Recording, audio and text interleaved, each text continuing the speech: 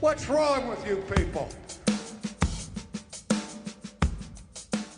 Welcome to Not Another Baptist Podcast. My name is Matt Hensley. I'm the pastor of Plymouth Park Baptist Church in Irving, Texas, and I am joined by Dr. Kyle, non-alcoholic beerman, the rural specialist for the North American Mission Board Replant Team. Kyle, I got a question for you. Our listeners cannot see what you are wearing, but just if there's anybody wondering, were CP funds used for the creation or provision of your amazing t-shirt there? No, I don't believe so. This is my staff shirt from the SBC annual meeting that NAM staff was given. Actually, on the back, it doesn't say staff this year, it says pit crew. But no, my understanding is no CP funds go for swag and such. So no. Fun fact, it's actually just a shell. Yes, just a shell of a shirt. It's true. It's a shirt with and it's even kind of wrapped, around you. Yep. Yeah. Anyway, Kyle, you doing all right today? Matt, I'm doing great. Do you know why I'm doing so well? Because I cheered your team on. You did. To get a series sweep. Series sweep. The first 4-game series sweep in the history of Globe Life Field. They have not swept a 4-game series in that ballpark. Have they been swept? In a 4-game series, I don't know. I know they've been swept in series there, but as far as a 4-game series goes, I don't know. So, but I got to see the opening game. There was a walk-off in the 10th inning, very exciting. You got to see the end of the series today. Your seats were just a little bit better than mine were on Monday night. Cooperative Funds did go to get my tickets. Kevin is sending himself. This is not true, by the way. But hey, so that means that now, as we are close to entering the last 6 weeks or so of the no, that's wrong. 2 months of the 2.5 months of the season. The Rangers are in third place, but there's only 2.5 games between the Rangers and the Astros at the moment. Yeah. So we could be in for an exciting August and September. Well, we are going to have a very exciting August and September for Plymouth Park Baptist Church. Shared today online that starting in September, we're going to be moving towards this over the course of August. We've got a new staff member that's coming on mid-August, and so we're going to kind of phase our way into it. But starting September 1st, we have one family, or una familia, and we are bringing our Spanish and our English congregations together as one family in one room under one roof to worship the one true God. And right, so I saw that. Super excited about that. This is a different approach than most bilingual churches take, right? So explain to me and our listeners what led you to the point where you said, hey, let's just combine them rather than doing 2 separate language services.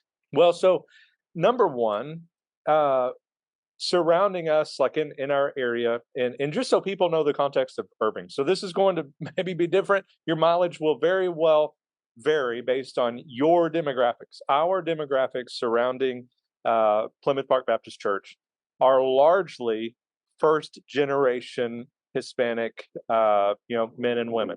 Obviously, their kids go to school, and many of them speak English fluently. All of that kind of stuff they've learned, all of that over the years. So one of the interesting dynamics that we have is we have a ministry that actually connects to the school, and we will have hundreds of kids on Wednesdays, and we're trying to get them involved in the church. And so many of them speak English, and they want to speak English, but sometimes they're obviously speaking Spanish at home because of mom or dad. But then they come to church, and it's kind of this weird deal of, do I go with them or do I go with my friends in the English service, that kind of a deal. And so we've got other churches around us. In fact, within, a couple of miles, we've got 2 other churches that do the Spanish service, at like 1 o'clock in the afternoon or at 9 o'clock in the morning, the normal kind of separate time deal. separate worship service, and none of them ever combined. What we have been doing over the past couple of years or so is they started doing like some nightly worship services where we would combine English and Spanish together and do a full on, like a 50-50 worship service where half of the music was in English, half of it was in Spanish, half of the sermon was in English, half of the sermon was in Spanish. All of the call to worship was translated, all of that kind of stuff. It was 50-50 down the middle. And it's great. It's kind of difficult. Like it's Yeah, that's hard to hard. really have a good flow, some of that kind of stuff. So it's something great to do occasionally. It's hard for that to be the way you do it week in Yeah. and week out. Perhaps I'm not saying people that do it are doing wrong. Like by all means, if you do it and it's working like amazing, it just is a little more difficult for us. And so I started thinking through a lot of the people that were coming to our Spanish congregation, that as I was getting to know them and so forth, many of them spoke English fluently, like they knew English, but enjoyed, getting to worship with maybe their grandparents or something like that in the Spanish congregation and would come to our service as often as they could. I thought, what if we did something that none of the other churches, at least in our area, are doing? And that is just bringing them all together in our context with our people, where those that do require Spanish translation of the sermon and everything and whatever, we'll have them translated into their ears. We'll have live translation as that's going on. So we'll have earpieces for them. And Israel will continue, essentially to just translate my sermon as I'm going for them. And then the music side, uh, I don't want to say anything that would come across as inappropriate or whatever. So I'm not trying to make light of this or whatever, but we're trying to have worship with just a little extra seasoning to it, like some more percussion, maybe some more horns. We're going to add some, Spanish verses, some Spanish choruses here and there, just kind of sprinkle it in. And then all throughout all of it, we'll have the Spanish on the screen and Mm. English on the screen and so forth. So really our hope is that they will sing in their heart language. We'll sing in our heart language. We'll just worship, really is what we'll have. And as I shared on Facebook today, like as a dress rehearsal for glory. So Yeah. the first half So, of the so service, you could go back and do there was a phenomenal song from the band Salvador that's oh now yeah, going back 20 something years ago. Dance Like David Dance, which was like half in English, half in Spanish. Mhm. I used to sing that with an all white youth group, man. We would sing out the Spanish parts. It was so much fun. if Um, if anybody wants, and I'm not going to give like this carte blanche. All of their stuff is great, because there may be some questions about some of the music they do. I don't know anything about their background. I don't know what kind of church they're part of or what. I've just come across an incredible group on YouTube. They're not speaking theologically or whatever. It's called Unified Sound. And one of the things that they do is they do Latin arrangements of a lot of the kind of modern worship songs and, Do It Again or See a Victory, some of those Praise Anywhere, all of that kind of stuff that they have like Latin arrangements for them, with the bongos and the music and the horns and all of that kind of stuff. And then obviously they do the English and Spanish a little bit in there. And so it's incredible. And yeah. my daughters love it. Like, and they're singing it as we're driving and they're singing the Spanish, having no idea what they're actually saying. They've just heard it so That's much great. that they sing it. And then the second thing though is like Cadence hates apparently the cowbell. There's a lot of cowbell in these. She doesn't have the context of this needs more cowbell deal. I But say, she's please, like, please tell me that you've pulled that on her a I few need times, right? to, I You got need a to, but fever I haven't prescription. yet. But she's like, bro, like, can you change like the song? Because I guess wherever it hits in like the EQ of my Jeep is like where she's sitting. It's as if like that cowbell is right next to her ear, just ching, Uh, ching, ching, ching. And so she's like, no. So that's what we're going to do. Worship services love it. largely is going to be unchanged, but with a little bit of seasoning to it. Yeah. And, the songs that we will do will all be what we've always done, at least here in recent years and months. And but we'll have some verses, call to worship. We'll do some of the scriptures in Spanish, English, and then the sermon itself. And so that's not Cool. like a new thing, but it's something a little new for our church, Yeah. certainly, and a new thing for our area that no one else in our area is doing. And so really hoping to connect specifically with that context that we have there. Yeah. We've got a lot of kids that are now coming and we want their family we want them to be able to worship together, and so the kids would enjoy English worship in that sense, mom and dad can now come because at least they can hear the sermon in Spanish, and if that's necessary. Yeah. And so that's what we're going for. But that also kind of Love leads it. us to this back to school thing. Back to Yeah. school is right around the corner. When all of this is happening for us, we'll also be kicking off a back to school. And I'll give you the first idea of something you can do is what we are doing is we are inviting at the start of the school year, all of the teachers, superintendents, principals, counselors, janitors, cafeteria ladies or guys, I don't know. Anybody that wants to come is welcome to come, and we're going to pray for them, bless them, and celebrate kind of the start of the school and just kind of have a let's go, we believe in you, that kind of a Sunday. And so that's one of the things you can do is have a specific invite as you're thinking about how to start off the new school year well, is have a day to maybe have a prayer of dedication for the parents and the teachers, the That's good. kids, and all of that that are going to begin that school year. Remember homeschoolers too, private school, all Yep. that kind of stuff. But that's a great way to start is invite some of the people from the community to say, hey, we think this is important and we want to pray for you that you're safe, Yeah. that y'all have a great year, that they learn, that they accomplish incredible things, and all of that. So, Kyle, Yeah. curious, Yeah, it's curious group. probably if you don't already have something planned, it's probably too late at this point. We're under 3 weeks before school starts now, so it's probably too late to rent bounce houses, plan a big thing in your parking lot. Maybe not in your context. In most contexts, that's probably a little too soon. But there are some things you can do. One of them is invite teachers, principals, whomever from your community, and just pray over them. That's a really good way to let them know, whether they're a part of your church or not. Listen, we are praying that God would protect you. We're praying that you would have a wonderful start to the school year. A second thing that you can do, there's still time to do this. Call your schools and find out if you can do like a prayer walk through your school. Go and bless that local school. Maybe the Sunday before school starts, Sunday afternoon, Sunday evening, if they'll let you in the building just to walk through, even if they don't want you in classrooms, right? You just walk through the hallway, pray over the classrooms, pray over the administrative areas. No strings attached. Just we want to gather. We just want to pray that God would bless this school as the school year starts. Yeah. Awesome.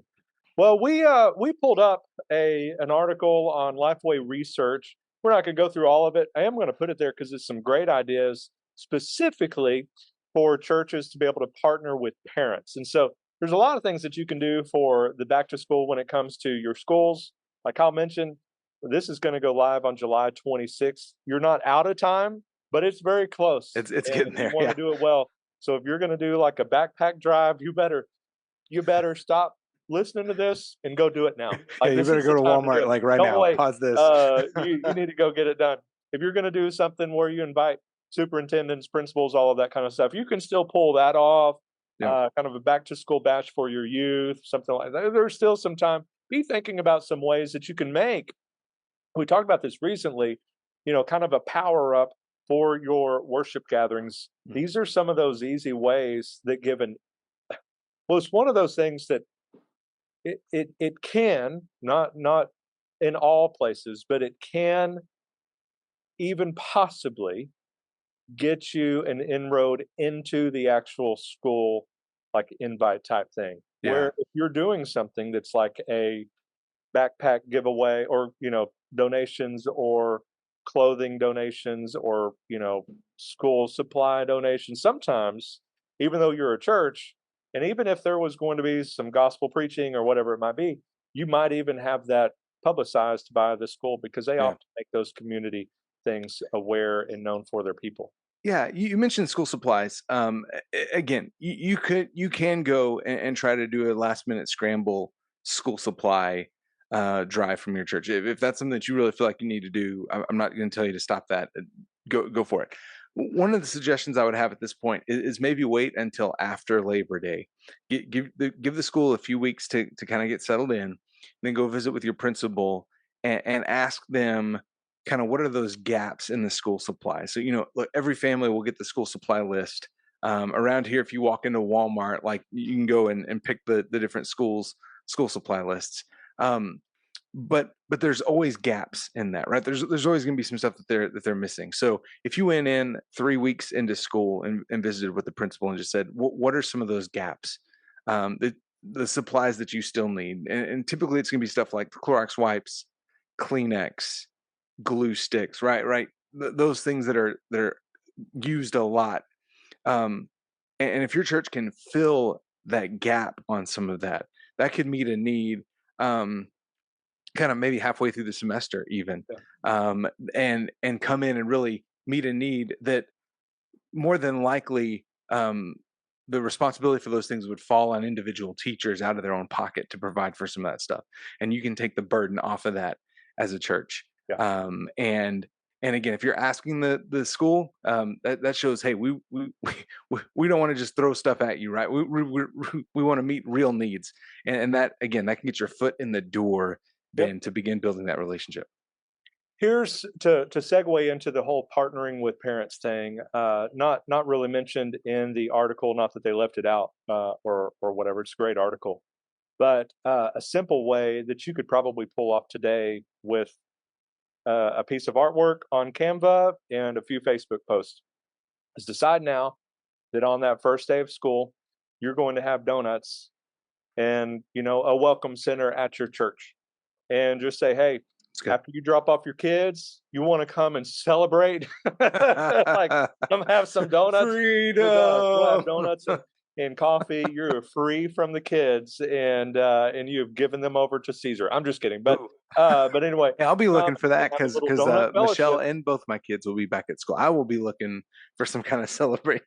Yeah, and so hey, have a time where they can come and let that be a little organic and just be there and just be a good presence in that moment for them, because some are going to be all sad because little Johnny's gone and what am I going to do? And some are like, thank God they're gone. Yeah. Oh my gosh.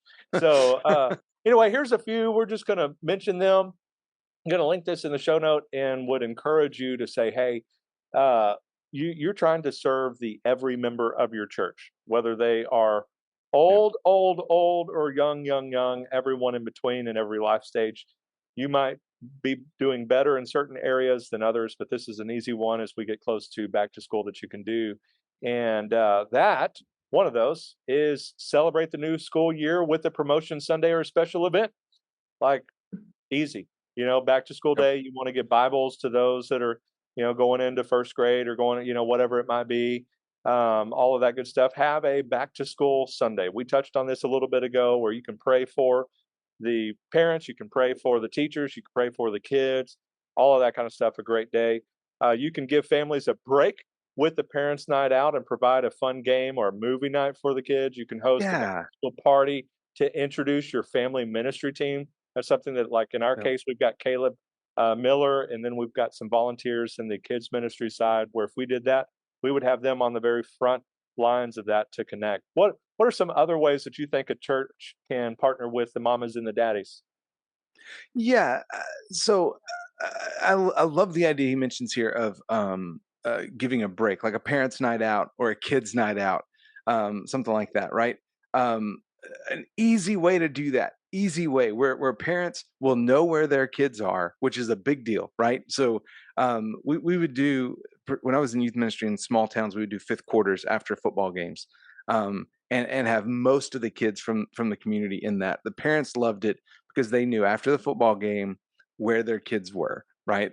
Rather than being out doing who knows what, they were at the church, in our church gym, along with most of the kids from the school. And parents just loved that security, knowing this is where the kids are. One of the things they mentioned here is plan an equipping day where parents can learn more about biblical discipleship at home and how to help kids and students navigate the realities of cultural influences. That can be as simple as like a Saturday morning parenting class, right? I mean, if you have somebody who can come in and teach maybe some really simple tips on how to raise children, how to raise teenagers, how to interact with them, that can be really helpful, because parents, whether they're believers or not, have the same struggles with their teenagers, right? Have same struggles with their kids, especially in today's age with the technology and stuff that we didn't grow up with. Yeah. If you can have somebody to help navigate that, that could be, again, a good way to help build some relationships with the families in your community. Love it. All right. Well, let's see what else do they got. Got the check-in time. You got the some back to school stuff. For me, one of the things that you can really do is find ways to connect them with one another. Yeah, that's good. Sometimes it's a little awkward to be maybe the new mom in a class, or maybe have the new kid in the class, and so you don't know all the other mamas or the daddies or whatever. But find ways that you can have some fellowship opportunities for them, and where moms can have a mom's night out, and maybe the Yep. dads do, a Nerf gun war or something at Yeah. the church, or basketball night or something, and let the mamas go out and have a night out together, all of that kind of stuff. I don't recommend necessarily ever doing a dad's night out type thing, because sometimes I've just seen that doesn't always go well. Because we've been with these kids and you're making me stay with them tonight, and Yeah, I yeah. need help. So just Yeah. keep that in mind. And I'm not saying only people that stay at home with kids or women or whatever. It's just that's the kind of the I've just run into it. Just learn from my mistake. If you do the dad's night out, it sometimes goes over like a fart in church. So don't do it. But hey, back to or school. as a lead balloon for Maybe as that's another. a little more appropriate one. yeah. Can we say fart on the podcast? I'm not responsible for anything that funded or sponsored podcast. I am. So I can Kyle say, Bierman, am not responsible for anything that Matt may say or do on this show. well, there was that one time that on the show I said, I'm just kidding. Anyway, look, back to school is a great time to kind of reorient. It's a great Yeah. time to maybe launch a new sermon series, maybe give kind of a state of the church address, like just It's good. where you're at, where you're moving forward with all of it, all of that kind of stuff. It's a great launching point for your church. And so take some time over the next couple of days and weeks to think, how can I make this start of the school year matter? Because we've talked about kind of the summer lull that we're in, and now we're coming out of, now's the time to douse it with gasoline. And so, Pastor, we believe in you and we're rooting for you. We hope that your back to school is a great success, and that you connect these parents with one another, with the church, and that you can connect with the community around you. And so have a great back to school. And Kyle, why don't you send us out? Thanks for listening, and until next time, may your coffee be as black as night and as bold as the gospel you declare. And go Rangers. Blah, Yes, blah, go blah. Rangers. What's wrong with you people?